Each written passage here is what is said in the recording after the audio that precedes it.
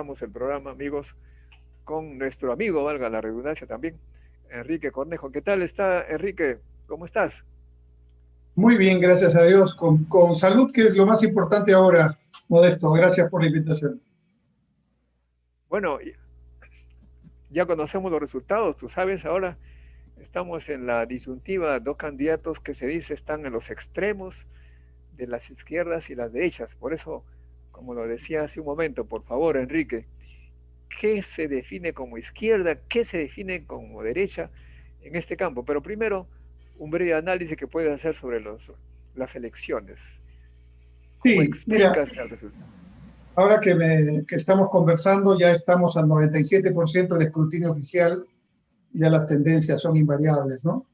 Y lo primero que creo que debemos decir y que no escucho mucho es que esta elección, desde mi punto de vista, marca el fin de un ciclo de los partidos políticos en la historia republicana. A lo largo de los 200 años de historia republicana han habido varios ciclos de partidos políticos. Incluso algunos surgieron en una época y dejaron de existir, algunos estuvieron vinculados a caudillos, a algún sector específico. Los partidos que están en este momento, yo diría, culminando su ciclo, no quiero decir que vayan a desaparecer, porque pueden reescribirse, pero está terminando un ciclo de la manera de hacer política.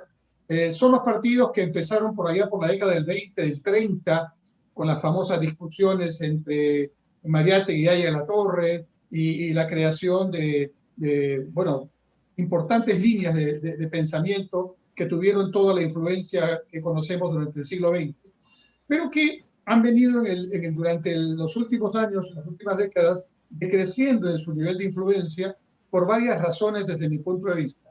La primera es que, en contrario de lo que sus fundadores hicieron, que es tener una visión de largo plazo del Perú, plantearle al Perú un norte, cada uno de su punto de vista, ¿no? Eh, Quienes hemos estado en el proceso posterior hemos fallado, y me incluyo, porque yo he formado parte durante muchos años, como tú lo has dicho en la introducción, de un partido político importante, me incluyo entonces, hemos fallado en lograr que estas ideologías, estos programas, se adapten a los nuevos tiempos. Tú que eres un hombre de ciencia, sabes que el tema del cambio es inexorable y que la velocidad del cambio es todavía más sorprendente. Bueno, todo ha cambiado menos los partidos políticos. Y te voy a poner en algunos ejemplos. Si los partidos políticos en los años 20 o 30 del siglo XX fueron importantes, es porque lograron captar cuál era la esencia del quehacer ciudadano en esos años. Había en ese momento un tema de un sector en lo económico, ¿no? Primario exportador muy claro, en la costa moderno, de una agricultura en la sierra atrasada, había la necesidad de, así como el mundo, alinearse con las grandes reformas por la jornada de las 8 horas, las luchas sindicales, el derecho de huelga, la reivindicación de la mujer, el derecho al voto de la mujer, en fin, tantos temas que hoy día son para los jóvenes temas absolutamente evidentes, pero que en aquellos años eran logros que se conseguían. Los partidos de la época tuvieron la habilidad de tener ideologías muy fuertes, incluso algunas ideologías propias, nacidas en la propia realidad peruana, otras de corrientes internacionales, pero que tuvieron la virtud de plantear alternativas a los ciudadanos de la época. Y esto fue caminando, algunos con experiencias frustradas, algunos no llegaron a ser gobierno, otros sí, pero conforme el mundo ha cambiado, y el mundo cambia, empieza a cambiar por los años 50, cuando empieza el Internet y la computadora, y los servicios empiezan a ser tan o más importantes que los trabajos físicos, ¿no? Y entonces ese cambio de la hoy día llamada sociedad del conocimiento, más la, digamos, versatilidad y la velocidad del cambio tecnológico, ha hecho que los partidos en todo el mundo, pero con diferentes experiencias, vayan alejándose de su principal objetivo, ¿no? Un científico tiene que estar junto a la ciencia, al nuevo conocimiento. Un futbolista, para hablar de diferentes temas, tiene que estar junto al fútbol, ¿verdad? Un político tiene que estar cerca de la gente. Y lo que los partidos han hecho es alejarse de la gente. ¿Cómo? Primero, concibiendo los partidos solamente para épocas electorales.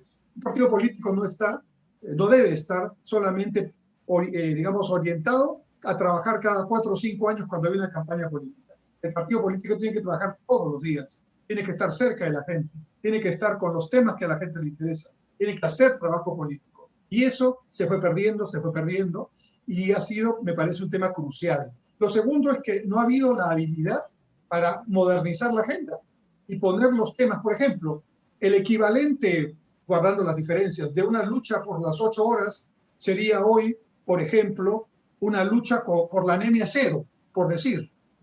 Es un derecho fundamental que un niño o una niña no tengan anemia, porque eso va a frustrar todo su proceso de crecimiento posterior y va a frustrar a la sociedad en muchos aspectos. En lo tecnológico, hoy día tendríamos un derecho universal a un Wi-Fi gratuito, porque sin, digamos, la conexión no tenemos teleeducación, no tenemos telemedicina, en fin, ¿no? Entonces, la agenda también se ha retrasado, se ha anquilosado, diría yo. Y esto, además, con un problema adicional que lo ha visto toda la gente, y sobre todo los muchachos, de la desconfianza que la política genera por dos razones. Primero, por el evidente deseo de algunos dirigentes, y esto ha pasado lamentablemente en casi todos los partidos, de mantener el control del poder y no permitir que otras generaciones de sus propios partidos puedan dar el salto y tomar la posta.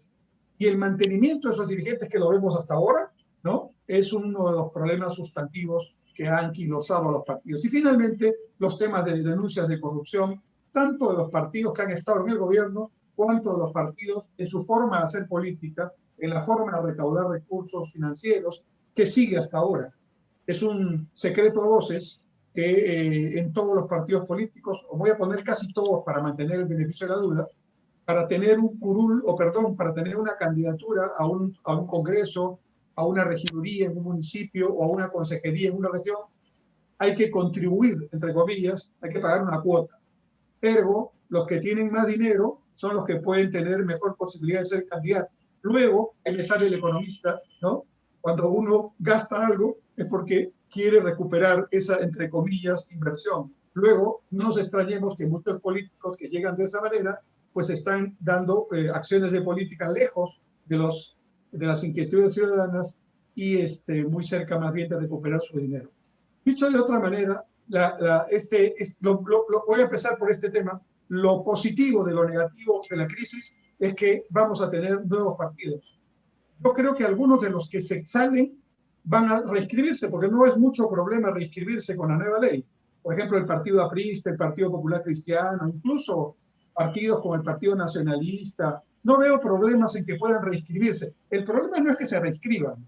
El problema es que cambien el chip aquí y tengan alguno de estos temas que he comentado claros. Y ahí viene el asunto. ¿Quiénes lo van a hacer? ¿Los mismos que han llevado al fracaso a los partidos políticos? Porque si ahora vemos a improvisados o a personajes que nunca debieron estar en una campaña electoral, es porque no están los que debieron estar, ¿no? Es como si en un partido de fútbol no estuvieran los futbolistas profesionales, sino vinieran pues los que saben de hockey, ¿no? O de otro deporte también importante, pero no de fútbol. Entonces, están haciendo política por necesidad y por walkover, para hablar futbolísticamente, estas personas. Ahora, concretamente esta elección.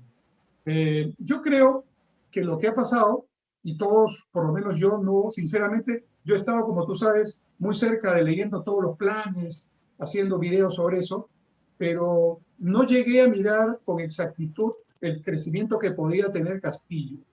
Sí, en uno de mis videos planteo que Castillo está subiendo y puede pasar a la valla electoral y puede tener representación parlamentaria, pero ya no pude observar el crecimiento que tuvo en los últimos 10 días, que sin duda se debe, yo diría, a 3 razones. La primera razón es que no estaba en la foto o en la película. Y como no estaba en la foto, nadie lo atacó.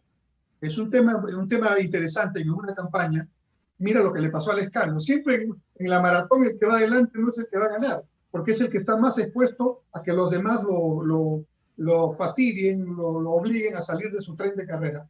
Y Lescano además no tuvo la correa para manejar esos temas, y entonces, además de otros defectos. Ok, entonces, lo primero es que no estaba en la fotografía popular, no popular, de los medios de comunicación, el señor Castillo. Entonces, no ha habido tiempo de atacarlo. Ahora sí van a venir los ataques. Va a salir desde todas sus historias con todos los personajes políticos con los que está. Muy bien, pero no había, entonces estaba invicto. Todo lo demás, López Aliaga, el mismo de Soto, que se vacunó, el otro que dijo lo que dijo, estaban absolutamente todos con parte de la defensa que tenían que hacer. Este estaba solito, libre, sin problemas. Segundo, tuvo un muy buen desempeño en el debate de candidatos, que en esta oportunidad sí fue importante. Uno leyó pésimamente, además hasta para leer hay que tener, digamos, claro, una metodología, no se puede leer sin mirar a la gente y sin vocalizar bien lo que estás leyendo, ¿no? Eso es leer sin convicción, es un no verbal que rápidamente la gente lo percibe. Pero lo peor, yo soy profesor como tú, hace muchos años, y lo peor que puede hacer un profesor es no mirar a sus alumnos cuando está dando la clase, ¿no? Los ojos son pues la puerta del alma para los electores, es un tema fundamental. Y ahí fue un error terrible de López Aliaga, un muy mal desempeño de Hernando de Soto, que teniendo una propuesta interesante, no la ha sabido explotar. Es decir, yo creo que de todas las propuestas, la de Soto es muy interesante. Sigo pensando que es una de las más disruptivas que fue presentada en esta campaña. Es decir, poner en valor todo lo que tiene el Perú, todo, no solamente propiedades, conocimiento, valores digamos, inmobiliarios, valores mobiliarios, futuros, contratos. Es decir, yo creo que nadie le entendió hasta ahora qué es lo que él ha querido decir, porque él no lo sabía explicar. Lo sabe hacer seguramente, pero no lo supo explicar. Y además, con un discurso que se dedicó a cosas muy, vamos a decir, de ninguna importancia, sí, que sin duda distrajeron, ¿no? Entonces, esos candidatos que eran los nuevos, ¿no? Castillo también es nuevo, pero estos eran los nuevos que podían haber tenido un mejor desempeño, tuvieron un pésimo desempeño en el debate. Y se cayeron seguramente ahí, más las denuncias que ya tenía. Y Castillo estuvo bastante bien en su tema, hasta en el look, ¿no? Con su sombrerito, era el personaje, digamos, que destacaba dentro de los otros como alguien que no era del status quo. Entonces, primer tema, nadie lo vio, nadie lo atacó. Segundo tema, lo poco que hizo lo hizo bien. Y tercer tema, es que aquí viene un asunto también político. Cuando un candidato quiere ganar una elección en el Perú, pero creo que en otras partes del mundo también, tiene que salir ya en la definición final de su discurso macro, de su discurso base, y tiene que ir cediendo en algunos temas, por lo menos en el discurso, para tratar de captar otros públicos que no son los fieles digamos, ¿no? Principales, los iniciales seguidores. Si se mantiene en su posición, obviamente no va a ganar, porque nadie gana con la posición original, salvo excepciones en circunstancias muy especiales. Entonces, lo normal es que los candidatos se vayan yendo al centro, que salgan, y ahí toca un poco tu izquierda y derecha, ¿no? Bueno, y contesto sobre eso lo siguiente. Izquierda y derecha depende de dónde estés parado para ver qué cosa es izquierda y derecha, ¿no? Hoy día esa me parece que no es la discusión central, ¿no? Pero, en fin, digamos que hay, yo diría, otras discusiones. Por ejemplo, quienes están viendo el Perú con perspectiva hacia adelante, incluso que pueden ser en teoría de izquierda, y quienes están mirando el Perú sin estudiarlo hacia atrás, ¿no? Repitiendo de memoria cosas que creen que pueden funcionar porque al momento lo escucharon. No se han dado el trabajo de estudiar que eso ya se experimentó en el Perú. Esa es una discusión, ¿no? Otra que viene con tu tema. Hay una discusión con ciencia, por ejemplo, en el tema de salud. Hay una discusión vinculada a la ciencia y hay una discusión vinculada a la demagogia, al discurso, digamos, para ganar aplausos, pero que no tiene nada que ver con lo que dice la ciencia, ¿cierto? Esos son los temas que están hoy día, me parece, digamos, y también una discusión entre la percepción ciudadana de quienes cree, qué candidato o candidata cree que puede hacer lo que dice que va a hacer y quienes creen que están diciéndolo pero no tienen esa convicción. Ahí también hay un elemento importante que Castillo ha sabido aquilatar. ¿Por qué? Porque el Lescano tuvo dos problemas. Él era el puntero y, por cierto, muy ayudado por los medios de comunicación. Si tú ves las entrevistas que le han hecho a Lescano ha tenido el doble o triple de exposición que los demás candidatos. O sea que digamos que era uno de los favoritos de los medios de comunicación. Eso también es muy importante. Bueno, pero en el último tiempo, Lescano tuvo que dedicarse a dos cosas. primero a defenderse de todos los ataques, ¿no?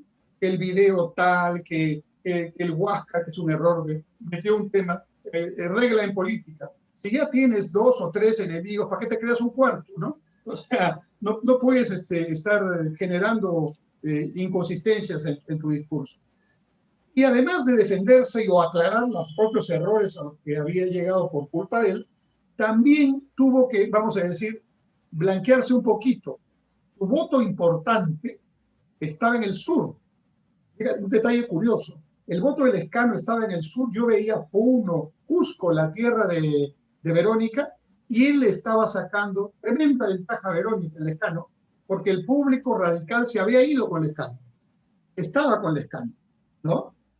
Aparte que, otra cosa importante, la Lampa, antes era la estrella del APRA, pero ahora es la Lampa, sin duda, es el símbolo político de mejor recordación en este momento.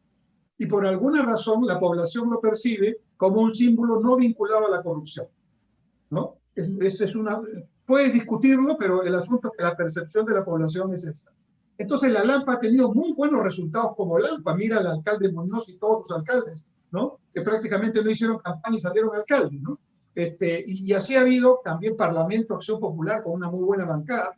Entonces eso ha ayudado también al Lescano. El Acción Popular y sus candidatos parlamentarios han hecho un trabajo conjunto y ahora más bien te le están reclamando que ese trabajo no ha sido, digamos, un correlato en el trabajo del Lescano, que el Lescano les ha hecho perder, ¿no? Esa es la discusión ahora. Pero bueno, Lescano tuvo que entonces hacer más central su discurso. Había dicho en el plan dice, un impuesto a la riqueza. Le preguntaron, señor, ¿usted ha puesto aquí un impuesto a la riqueza? Dijo, sí, lo hemos puesto, el equipo lo ha puesto, pero ahora pues estamos en pandemia, eso no se puede utilizar. Eso no puedes hacer. Si tú tienes algo que dices, tienes que ir hasta el final con lo que has dicho. Ya te equivocaste, mala suerte, pero tienes que ir hasta el final. Porque eso fue leído por el público que no es del Lescano, pero que lo estaba apoyando como una inconsistencia, como una especie de mentira. Y entonces empezó ese público a buscar su candidato o candidata que no eran ni Verónica, ni Lescano ahora, ni Arana, ni Antauro o Vega, que estaba representándolo, ¿no? Y entonces apareció Castillo. Además, profesor, además, líder de la última huelga importante que ha tenido el SUTEP a nivel nacional, ¿no? Y por lo tanto, un personaje que aparecía no nuevo en el sentido político, pero sí nuevo en estas batallas de presidenciales, y además con un conjunto de elementos que he comentado que no estaban, digamos, en el escenario. Adicionalmente, el centro, siguiendo este juego de izquierda-derecha, el centro y parte de los que estarían en posiciones más pro mercado, pro inversión privada y en términos políticos de, digamos, libertades totales, que vendría a ser, digamos, las posiciones centro hacia la llamada derecha, esas posiciones empezaron a buscar su candidato, como los otros también, pero no encontraron uno. Esa es la principal diferencia que ha habido. Mientras que unos encontraron su candidato y supieron rápidamente reagruparse ahí, todos los demás empezaron a buscar, pero se pusieron entre varios candidatos y principalmente con 3, ¿no? López Aliaga, De Soto y Keiko. Y ahí ha funcionado a favor de Keiko, en mi opinión, cuando uno empieza a ver todo lo que pasa en Perú, en diferentes regiones, ha funcionado que Keiko, si bien tiene un antivoto muy fuerte, también tiene un voto duro repartido en todo el Perú y en sectores populares, donde López Aliaga y Soto no tienen casi nada. O sea, López Aliaga y Soto son zonas urbanas, clase media, clase alta, costera básicamente, y algo en algún departamento de la Sierra y la Selva. Pero en cambio Keiko sí tiene una mayor distribución de sectores D, E, incluso E y C, y también tiene su AB, Keiko, ¿no? Entonces, en un empate técnico en el que han estado durante semanas, obviamente ella ha sacado ventaja de ese tema, a pesar de su antivoto. Y ahora, Modesto, estamos ya en otra historia, porque la elección de aquí al 6 de junio es otra historia completamente diferente. Y justamente ahí viene el tema de izquierda y derecha, porque los periodistas que están haciendo las entrevistas a Keiko ya saben quién es Keiko, así que no hay mucho problema. pero cuando entrevistan a Pedro Castillo, insisten en esta parte izquierdista, comunista, marxista, es decir, están un poco escarbando los detalles de su ideología, que según piensan algunos, sería el débil, porque la gente peruana es anticomunista. ¿Eso cómo lo ves tú? ¿Cómo Yo podría estaba haciendo afectar unos eso a Pedro? cálculos. Mira, yo he hecho unas sumas, no del voto válido. Mira, otra lección de esta votación. Hay más de 2 millones de votos blancos y nulos, ¿no? Más de 2 millones, ¿no? Sobre un total de 23 millones de votos hábiles, ¿no? Votaron casi 17 millones. Casi 29% no fue a votar. Primera diferencia. O sea, la votación también revela un alto ausentismo, de repente un poco por el temor al contagio, pero también por no funcionó el 7 a 9 de la mañana, mucha gente que fue a votar no votó, ¿no? Bueno, pero ya dentro de los que fueron a votar hay 2 millones de votos malogrados o en blanco. Eso es un detalle que pocos están diciendo en este momento. Y esos votos en blanco, que son votos de protesta o votos anulados, ¿no? Sí, es decir, en lugar de lograr el objetivo de demostrar pues una especie de rechazo a los candidatos, lo que ha hecho es favorecer a los candidatos, porque el voto real de Castillo está bordeando, el voto real de Castillo está bordeando el 15%, déjame ver acá, sí, 15.7%. El voto válido es 19%, ¿no? Pero el voto real es 15%. Yo he sumado los votos no válidos, sino los emitidos, que son los reales que han votado, de 1, 2, 3, 4, 5, 6, 7, 8 partidos que ya no sé, no, yo no los llamaría de izquierda, sino que tienen una posición radical de cambio del modelo económico y de mayor presencia del Estado y de cambio de la Constitución. Estos partidos, ¿no? 7, suman en voto emitido 25,3%, ¿no? Entonces, primer tema, no es que el grueso de la población esté en este tema, hay que descontar los que no fueron, hay que descontar los 2 millones que protestaron, y de los que quedamos, que sí hemos votado, ¿no? Hay una cuarta parte que tiene esa posición radical. No me interesa lo que está pasando en esta Constitución, hay que cambiarla. Oiga, ¿por qué? ¿Qué artículo de la Constitución? No, hay que cambiarla porque es una Constitución de origen espurio. Ya, primer tema, es un asunto ideológico. Segundo asunto, bueno, es que mire cómo está la salud, la gente se está muriendo. Entonces hay que cambiar la Constitución para eso, sí, porque la salud tiene que ser un derecho público. Bueno, artículo 7 de la Constitución, la salud es un derecho público, y está en la Constitución, ¿no? Pero en todo caso, esto parece, ya haciendo la analogía con el Bicentenario, como cuando la independencia era para muchos, no, estoy mintiendo, como para algunos, porque no eran muchos, no eran la mayoría, como para algunos como el gran cambio, ¿no? El sueño de la independencia era el sueño del cambio de vida, de las libertades, de las posibilidades, una especie de sueño americano a lo latinoamericano en ese tiempo. Pero no todos estaban de acuerdo con eso. Como recuerda la historia, una buena parte de los que habitaban el Perú, pues querían seguir siendo parte de España, ¿no? Entonces, en realidad, como algunos amigos dicen, el mejor bicentenario no es el del 21, sino el del 24, cuando en realidad toda América Latina ya se desvinculó de los españoles. Pero bueno, entonces, yo creo que aquí hay ya otro asunto, ¿no? Estamos entre dos posiciones, ambas tienen un antivoto muy importante de partida, pero haciendo un buen trabajo Castillo puede lograr sumar 25%, ¿no? Y vamos a ponerle un porcentaje a los que no han ido a votar, ¿no?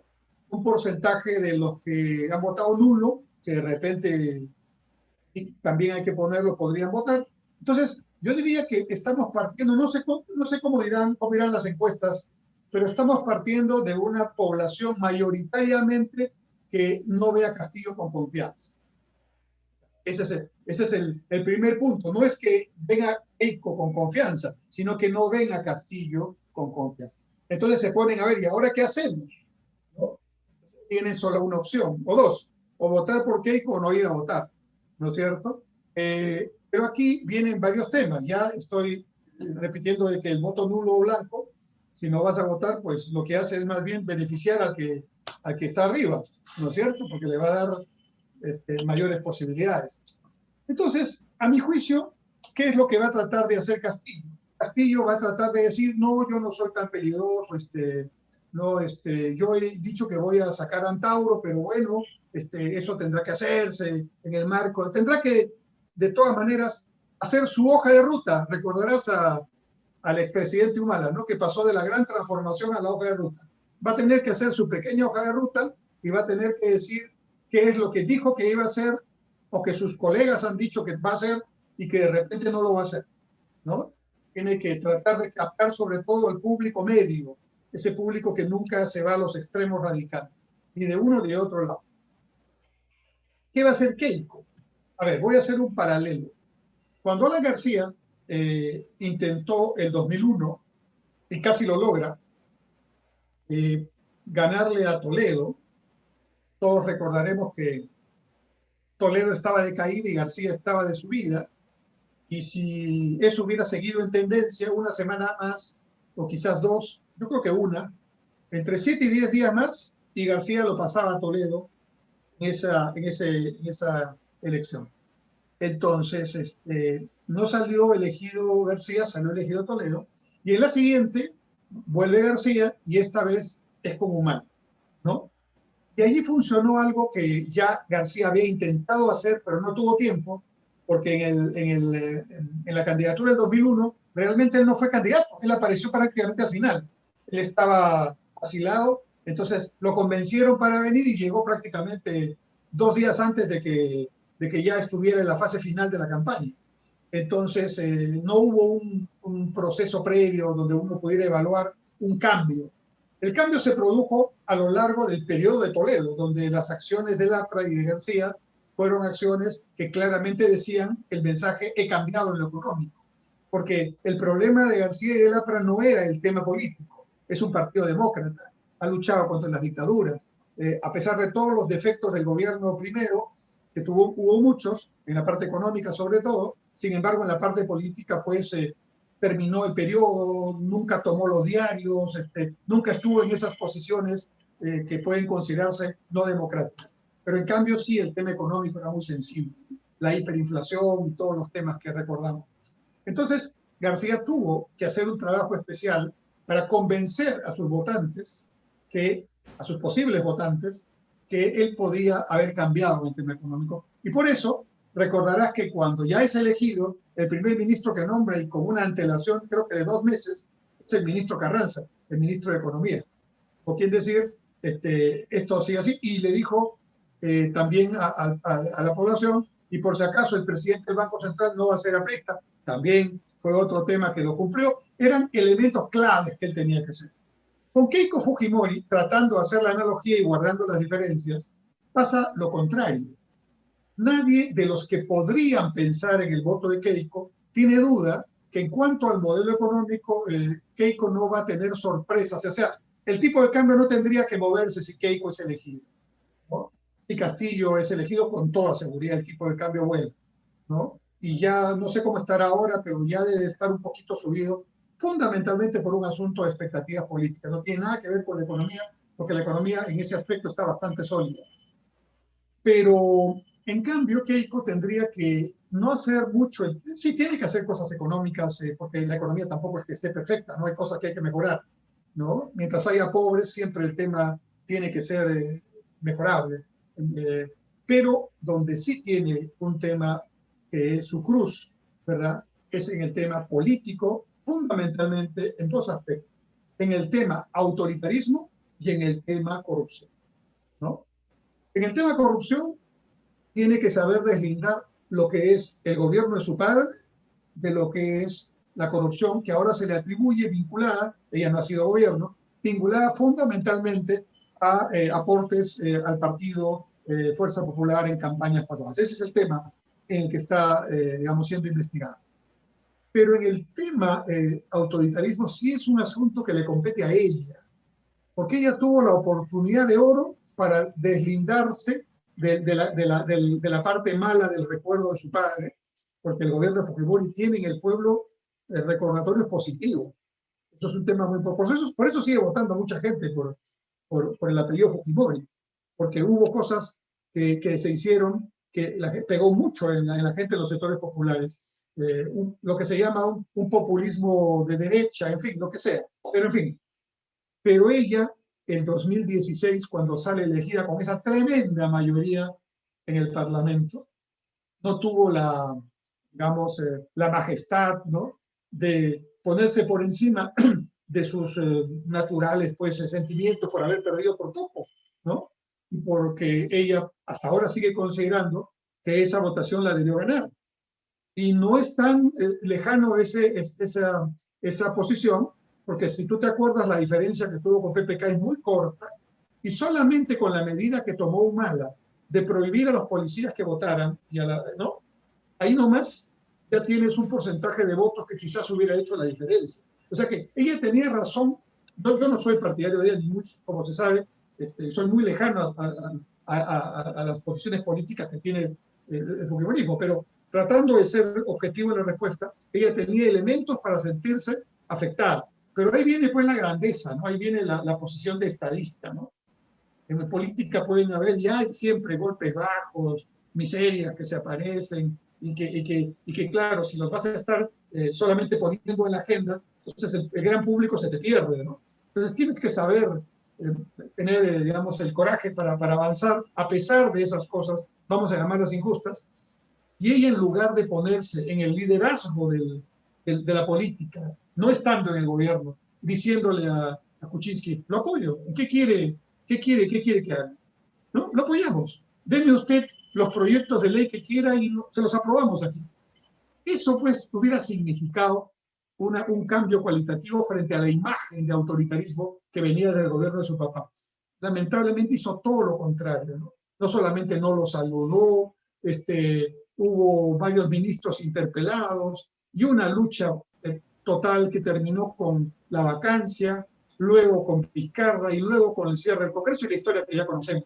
Entonces, creo que el desafío de Castillo, lo veo más difícil, es demostrarle a una población que tiene temor, que ya sabe lo que es la hiperinflación, ¿no?, que ya sabe ahora la pandemia lo que es quedarse sin trabajo de la noche a la mañana, ¿no?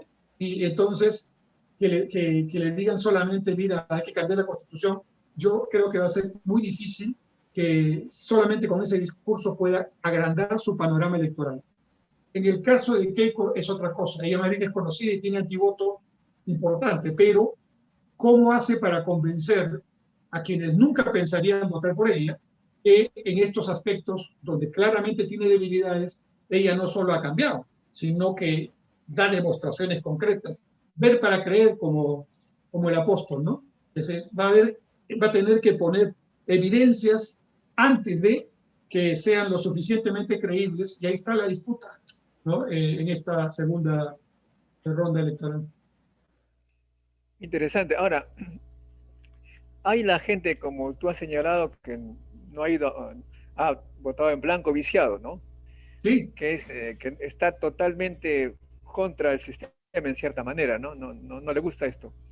sí. ¿No crees tú que esa gente, precisamente al ver ahora el sistema, que es Keiko, y el no sistema, que es claramente Pedro Castillo, esa gente más bien podría inclinarse por don Pedro? Ahí tenemos 25, estoy haciendo la suma en este momento, ¿no? Y tenemos cerca de 18, ¿no? Entonces ahí tenemos 43%. Todavía no le alcanza. No te olvides que aquí se gana por un Pero voto. ojo, pero Sí, ojo, también yo cuento en esta gente contra el sistema a la gente de López Aliaga, que si bien son de derecha, como se señala, López Aliaga un poco ha tenido mensaje contra todo el sistema. sí. Además, curiosamente, eso es un principio dialéctico de unidad y lucha al contrario, ¿no? Curiosamente, en los aspectos de valores familiares, Aliaga y Castillo tienen el mismo pensamiento, ¿no? Oye, Entonces ahí, a ver, pero es Aliaga. Ojo, aquí hay un fenómeno bien interesante. Yo no creo que ni Castillo, ni, a diferencia de Keiko, no creo que ni Castillo, ni López Aliaga, ni De Soto tengan una mayoría de las personas que han votado por ellos que sean militantes de su partido. Ahí es mucho el pensamiento de López Aliaga es uno, pero yo lo veo a todas las declaraciones que le he escuchado al almirante Montoya, que es prácticamente ya congresista en este momento, ¿no? Electo. Yo no lo he visto en ninguna declaración, parecía siquiera a los deslices que ha tenido López Aliaga. Y él representa una buena parte de los que han votado allí. Yo creo que, por ejemplo, muchos sectores de la Fuerza Armada han votado allí, ¿no? Otros sectores de la Fuerza Armada han votado de Soto. Ahí está también en el grupo de parlamentarios gente, digamos, de mucho nivel de ellos, ¿no? Entonces, yo creo que hace tiempo que el voto no es endosable, primer asunto. Ni siquiera un partido como el APRE en su mejor momento podría endosar votos. No, al final tenía que decir que voten todos en función de su conciencia, porque no podía endosar los votos. Iba a ser tremendo que diga, voten así, eso solo con Aya de la Torre, ¿no? Voten así y terminen votando de otra manera, y bueno, esa iba a ser la noticia, ¿no? Así que lo mejor es decir, dejamos en libertades de la conciencia todo lo limitado, ¿no? Y así bueno, no tienen un problema. Sí, yo creo que va a haber un porcentaje, pero no creo que todos. Ahora, el voto de Castillo tampoco es un voto solamente de ultra izquierdistas que quieren cambiar todo, prosenderistas, no, no, es un voto enojado también. O sea, hay mucha gente que está enojada, que está, y con razón, ¿no? O porque tiene familiares que han fallecido y no han sido atendidos a tiempo, o porque no viene la vacuna, o porque está sin empleo, o porque lo encerraron 5 meses y ahora no le quieren devolver su trabajo. Imagínate todos los que trabajan en el sector turismo, en los restaurantes, hasta ahora ellos siguen prácticamente de cuarentena. Entonces, hay mucha gente enojada y esa gente enojada vota enojada. Yo creo que Castillo representa también un poco eso. No solamente votos de, digamos, de pensamiento radical, de cambio total de la sociedad y la economía, sino también un voto coyunturalmente enojado y desconfiado de los políticos. pero esa gente ya va a votar por Keiko porque Keiko ha señalado que abrirá todo, abrirá al Perú. Keiko tendría que hacer algunos gestos, a ver, que sean creíbles, ¿no? El primer gesto, yo diría, digamos, tratando de ver qué cosas se podría hacer, ella tendría, por ejemplo, que poner por delante un gabinete de ancha base, un gabinete con todos, ¿no es cierto? Eso difícilmente lo puede hacer Castillo. Ella sí, ella puede tener un gabinete con gente de todos los sectores, representativa, y donde hayan poquísimos fujimoristas. Eso fue una habilidad de Alan García, mira. En los gabinetes, yo fui ministro, como tú sabes, 3 veces con Alan García, y en los gabinetes del segundo gobierno, los apristas éramos 4, primero y 5 después, ¿no? De un total de 4, 16, 15, 16 ministerios. 4. Entonces, y la verdad era que se trabajaba bien, ¿no? O sea, esto tiene que hacerlo, y decirlo y hacerlo. Pero el desafío es cómo hace que la población le crea. Por ejemplo, un tema muy sensible, ¿no? Ya dijo en la campaña, y ahora no sé qué dirá, que si ella llegara iba a indultar a su papá. Ahora, pero Entonces, hablando de personajes nuevos, también tiene la otra posibilidad que Pedro llame a gente nueva y Keiko también, llama gente ya llama Keiko con gente conocida ya rodada en política. ¿no? En fin, todo esto, Es que justamente creo que tiene que ser una combinación de fujimoristas en pequeña proporción, ya eso es un primer tema, lo podrá hacer, no sé, ¿no? Pero hay, dentro del grupo, fujimoristas, los menos. Y gente representativa, pero nueva, pero que tiene, digamos, digamos una trayectoria profesional, una trayectoria, de repente política también, pero que no está cuestionada. Pero Castillo puede hacer lo propio, sí, pero difícilmente puede, o sea, aquí, por lo menos yo calculo que entre un 50 y un 60% de la población no quiere cosas que ya sabemos pueden, si se aplicaran, ¿no? Digamos, significar un retraso en lugar de un avance. Por eso a mí en lugar de derecha o izquierda me gusta más quienes piensan hacia adelante, quienes manejan mirando cómo se maneja, cómo se debe manejar, ¿no? El horizonte de la pista o de la carretera y quienes miran el manejo con el espejo retrovisor. Yo creo que esa es la discusión, ¿no? Y por ahí tal vez debería venir el debate, ¿no? Si a mí me dicen, como está diciendo Castillo, yo voy a hacer que el Estado entre en todas las empresas, entonces yo le diría, dígame un caso en el cual, en el Perú no hay, ¿no? Bueno, tal vez hay uno, el único, creo que es el Banco de la Nación, donde yo he sido presidente y que sigue siendo un banco estatal con ciertas limitaciones, pero que fíjate, yo no las movería. Como Lescano decía populistamente, voy a hacer que el Banco de la Nación, como el Banco de Chile, trabaje competitivamente con todos los bancos privados. Eso en política, yo aprendí, en política hay que hacer lo que vas a hacer, tienes que hacerlo, pero una o dos cosas nada más. No te pongas a hacer planteamientos que luego no vas a poder cumplir. Porque cuando yo llegué al Banco de la Nación, yo había sido profesor de los gerentes del Banco de la Nación en el Instituto de Estudios Bancarios de la Fundación Alemana Ebert, que me contrató. Yo los conocía a todos. Yo no sabía que iba a ir al Banco de la Nación. Y cuando llegué, lo primero que me dijeron los gerentes, a mí me llamaban el profesor Shapiro, por una razón, porque el curso que les enseñé fue macroeconomía y el texto que les puse es de Edward Shapiro, macroeconomía. También me decían el profesor Shapiro. Entonces, cuando llegué, claro, me querían decir profesor Shapiro, no era el presidente del banco, ¿no? Entonces me dijeron presidente. Como usted conoce, ¿por qué no cambia el estatuto? El estatuto, o sea, de toda la banca estatal que se eliminó en la época primera de Fujimori, con Boloña, con el ministro Boloña, el único banco que quedó fue el Banco de la Nación, y felizmente que quedó, porque cumple una tarea que no la hace la banca privada. Pero bueno, entonces yo le respondí, el estatuto que ustedes quieren cambiar, ya tenía experiencia, porque yo había sido ministro 20 años antes, muy jovencito, ¿no? Entonces ahora ya sabía un poquito más de estas cosas y les pregunté, ¿cuánto de ese estatuto se está aplicando? Sobre un 100%, pero con sinceridad, para acá no hay periodista. Me dijeron 50%. Ok, entonces volvamos a conversar del estatuto cuando me utilicen el 80% del estatuto. Y en mi interior yo pensaba, cuando eso ocurra, yo ya no seré presidente del Banco de la Nación ni ellos serán gerentes. Porque la política también es un periodo muy corto.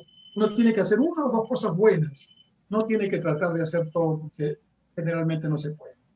Entonces, estas ideas de volver a un Estado, que bueno, yo creo que el Estado tiene que cambiar, pero tiene que cambiar hacia adelante, hay que mirar cuáles son el propio Francis Fukuyama, que tuvo que retroceder de su fin de las ideologías a un concepto de Estado nuevo, ¿no?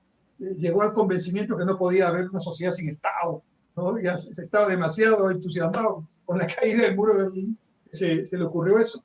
Pero ese Estado tiene que ser diferente. Pues no puede ser un Estado que no tenga información en este tiempo. No puede ser un Estado que no puede aplicar vacunas porque todavía no tiene, digamos, la seguridad de que las personas que deben vacunarse están en sus padrones, ¿no? Recién están tomando una medida adecuada, me parece, que es lo lógico, ¿no? Si el padrón de RENIEC está funcionando para votar, ahí están las edades, las direcciones, ¿por qué inventar otros padrones? ¿No? Entonces están aplicando, bueno, no sé a qué se le ocurrió, pero es una buena idea. Ya hay que aplaudir las cosas buenas dentro de todo lo malo o lo regular que se está trabajando.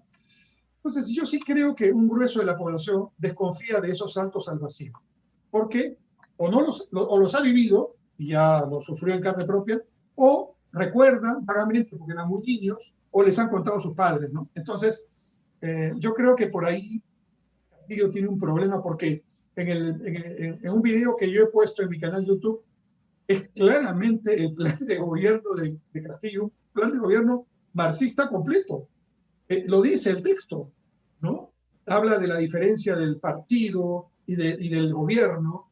El partido cambia la ideología del pueblo y el gobierno es el que aplica las políticas populares, ¿no? Discute a la izquierda de Arana, a la izquierda de Verónica, y por supuesto a los caviares, ¿no? A los considera todos, no dice la palabra, pero casi una especie de revisionistas, ¿no? Unos traidores a la causa popular que por un contrato de consultoría terminan aplicando de sus posiciones, ¿no? O sea, hay temas muy duros allí y a mi juicio muy claros, y prefiero que sean claros, lo que no ocurría con Lescano, que tenía algunos de esos pensamientos, pero no los decía de esa manera. Yo veo Ahora, difícil. el tema que me preocupa a mí personalmente es que, ya lo he repetido y todo el mundo ahora lo dice, ¿no? Pero si no tenemos un gobierno que le apueste a la educación, Mm, que ha sido totalmente abandonada por el Estado, no hay futuro pues para el Perú, porque la falta de empleo y todos los males prácticamente tienen raíz en un abandono total de la educación por parte del Estado. Y en ese cierto. sentido, Keiko Bueno, Keiko no ofrece ninguna novedad al respecto, porque cuando se le pregunta qué va a hacer, ella dice, necesitamos técnicos, no más. y Castillo, que es maestro, que debería conocer mejor este tema, dice, yo voy a hacer que la educación tenga el 10% del presupuesto, el 10% del PBI, ¿no? Bueno, Y el problema principal, tú y yo lo sabemos, nuestros amigos que nos están viendo también, no es de presupuesto. Porque si vamos a aumentar el presupuesto para hacer la educación que hoy hacemos, entonces mejor no aumentemos nada. Yo conozco esto, lo conocemos como profesores, mi madre fue pero profesora, yo lo conozco que, este tema desde muy pequeñito. el problema que veo yo, bueno, ese será motivo de otra entrevista, ¿no? Que el presupuesto del Estado está distribuido de tal forma que los maestros están en la peor situación. El maestro y el docente universitario estatal termina en la indigencia, mientras que los otros sectores, policía, militares, jueces, etcétera, están muy bien. O sea que hay una inversión de los valores actuales, porque ahora el valor está en la educación. Pero en fin, eso será pues motivo de otra entrevista. Solo te hago un comentario. El otro día A ver, estaba dando una charla sobre este tema y estaba haciendo una reflexión sobre las imágenes que aparecen en los billetes. Y en nuestros billetes aparecen nuestros santos, Santa Rosa, por ejemplo, es un billete importante, nuestros héroes, Grau, Bolognesi, no hay duda, nuestros pensadores, Porras Barrenechea, está Ricardo Palma en otro billete, ¿no? Pero no aparece un maestro. Y tú sabes que en el billete de mayor circulación en Singapur, la parte central del billete es un maestro en su aula de clase. Creo así que es. ahí está el reflejo de lo que estamos conversando. Y el de Canadá hay una científica. Bueno, en fin. Ok. Gracias, Enrique, por esta entrevista. Será hasta una próxima oportunidad, si lo permites, por favor. ¿Cómo no, esto? Gracias y un saludo a todos los que te siguen en tu canal. Muy bien, amigos, con nosotros será hasta un próximo encuentro con la ciencia.